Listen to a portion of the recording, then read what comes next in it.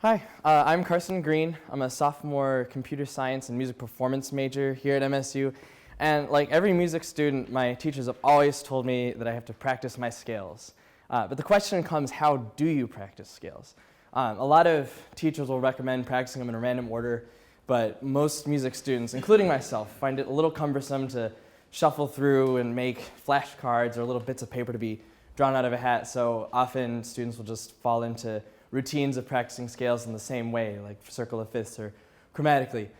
So I took my love of computers and programming and applied it to solve this problem that I found in my other passion, music, and I created the Scales app. So it basically recreates that flashcard-like environment, except without having to actually maintain a flashcard deck. It can be easily modified through the settings, and it helps students practice. And it can also be applied to other applications, such as teachers using it to quiz students in juries or auditions or lessons. So when I released the app, I initially, back in 2013, it was a free app, and it still is a free app to this day. However, there's a little problem with that, in that Apple takes $100 a year to, for me to keep the app in the App Store. And there's also costs associated with a website I put together, scalesapp.co, to promote it. So that's mainly what I'm seeking funding to do. It's seeking to sustain this development and promote the app further. So on average, I'm spending about $200 a year to keep the app afloat. So I have $200 set aside for sustaining development for a year, $500 for future development in those memberships and hosting for the domain and website, as well as perhaps getting more testing devices or helping or find testers for my app. Advertising and promotion is the largest amount because I've really only been promoting this by word of mouth, kind of posting on Facebook about it often. And I really haven't had any massive advertising campaigns yet. It's been kind of at a simmer for now. So my competition, there are a lot of music theory and scales apps, as you can see by these search results here. But not all of them are cross-platform. Like you can see there are a couple that show up in both windows, but not all of them. Like if people have like Android phone or like an iPad, like they can't use the same app. They're also instrument specific. Like you see a lot on here for piano or like guitar. So they're not really kind of available for everybody. And a lot of them feature paid tiers. So they make music students buy into this, and there's other costs associated with using these apps. So the Scales app is cross-platform. It works both on Android and iOS. I just released the Android version last year. The basic functionality of using the flashcards is free and will remain free. It's instrument agnostic. It doesn't try and push you towards like piano or guitar or anything like that. And it can also even be used for people with no instrument for simply studying for theory quizzes and such.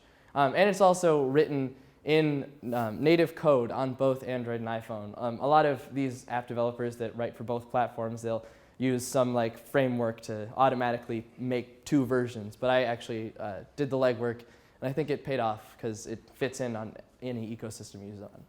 So in the future, I'm currently working on a version 2.0, and I've been working on a version 2.0 for quite a bit now, unfortunately. It's been a lot of work trying to balance my college life and developing the app. But in version 2.0, I've added a chords mode for people who play piano or guitar so they can practice chords, or even for instrumentalists just playing arpeggios, or again, like music theory studying. I've added more scale types, including like modes and certain other special scales, octatonic, whole tone, etc. And I'm also planning on implementing an in-app purchase, which will enable a drone and metronome, so people don't have to fiddle around with like 3 different apps on their phone to get a good practice routine down. And also information on the current scale. So you'll be able to hit a button and be able to see like the key signature and other information about the scale, like relative scales. And beyond, for future versions, which I'd like to do, I'd like to have Apple Watch and Android Wear support, so people can just use their wearable and just get a new scale on the fly pretty easily. It's been suggested that I have saved presets, so if you practice certain sets of scales on certain days, you can easily swap between multiple different presets and preferences. And probably the most requested feature is analysis of playing. And it's far beyond what I can do currently, but in the future, I'd really like to have the app be able to analyze students playing and provide feedback on where they went wrong so they can actually use the app to improve rather than just a way to practice. So that's about all I have. I have demo devices. I've got an Android phone, an Android tablet, an iPhone, and an iPad. So if you'd like to, over the break, you can come on over to this table where I'll have the devices laid out. Take a look at the app. These devices are all running the prototype of version 2.0. It has most of the features there, but not all of them. So yeah, thank you for your time.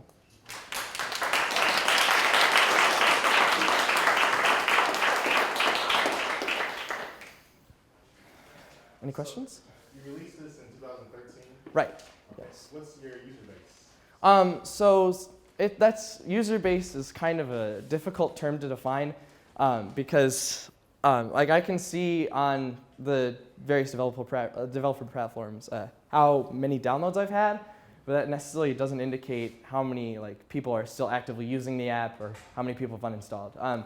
So to date, I have roughly across both platforms somewhere in the neighborhood of 8,000 or maybe a little less downloads for the app.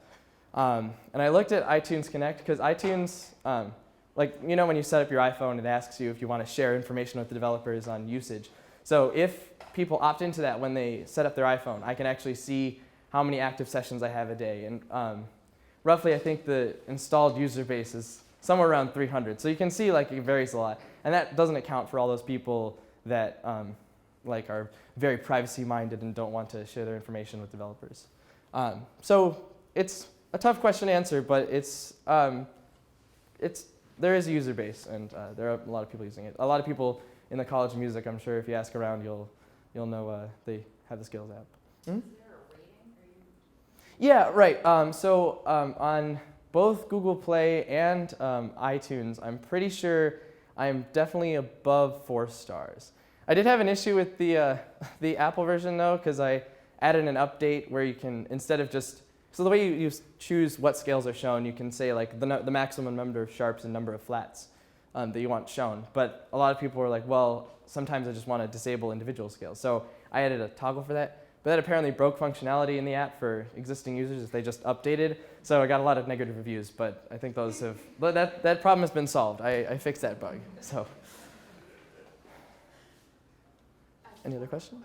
Mm-hmm. What's your plan to hit a break even? Yeah, so the in-app purchase is mainly the way I want to either break even or hopefully make a profit, but we'll see where that goes. I'm tentatively maybe pricing it around $2 for the drone and metronome functionality, and then an additional $1 to be able to see the information on the current scales, and that varies. And Apple also takes their cut of that, so I'm actually getting 70% of the proceeds because Apple takes 30% of that.